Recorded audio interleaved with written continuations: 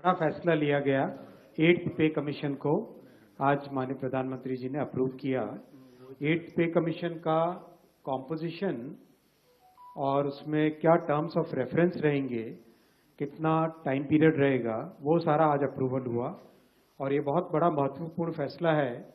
आपको पता है कि अभी हाल ही में जनवरी में ही इन प्रिंसिपल अप्रूवल हुआ था कि किस तरह से 8th पे कमीशन का फॉर्मेशन किया जाए, और इतने कम समय में 8th सेंट्रल पे कमीशन का गठन भी कर दिया गया।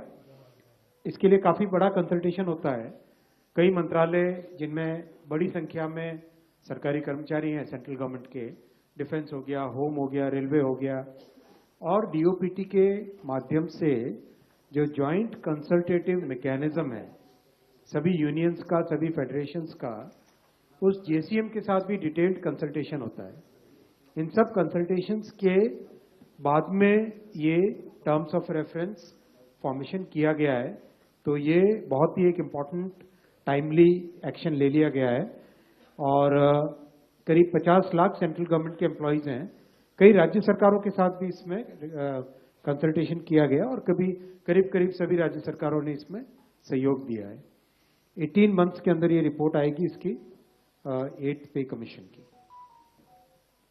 जस्टिस रंजना प्रकाश देसाई को इसका चेयरपर्सन बनाया गया। आप सब जानते ही हैं जस्टिस देसाई को, हमारे प्रेस काउंसिल ऑफ इंडिया की चेयरपर्सन है और बहुत ही अच्छा उनका एक long history of public service है। So she will be heading the 8th pay commission.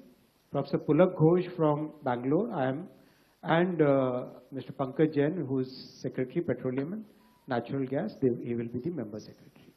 Sir मेरा भी सवाल यही है कि इम्प्लीमेंटेशन का इसमें रिकमेंडेशंस में ही कुछ आएगा या नॉर्मली ये माना जाता है कि भाई जैसे 2026 में ये ड्यू हो गया है तो 2026 से ही माना जाएगा, इम्प्लीमेंट होगा, या इसके लिए अलग से कुछ आएगा?